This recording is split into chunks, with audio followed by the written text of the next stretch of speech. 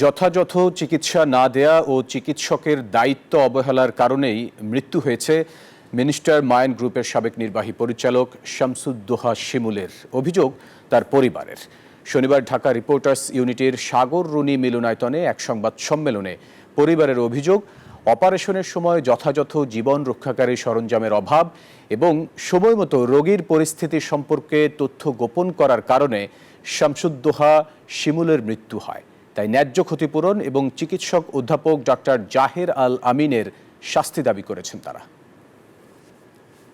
একটা অপারেশন করার জন্য মিনিমাম প্রিপারেশন সেখানে থাকতে হবে। ইন কেস যদি কোনো ইমার্জেন্সি ক্রাইসিস অ্যারাইজ করে, সেটাকে ফেস করার জন্য যে প্রিপারেশন থাকা দরকার সেখানে কিন্তু সেটা ছিল না। অর্থনৈতিকভাবে না, মানসিকভাবে আমরা বিপর্যস্ত হয়ে আছি। আমি এই দায়ভার কাকে দিব? এই দায় অবশ্যই জহির আল আমিন এবং কমফোর্ট হসপিটালের।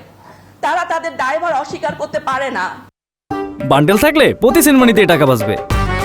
বিকাশ সেনমানি বান্ডেল কিনে জিতুন প্রতি লেনদেনে।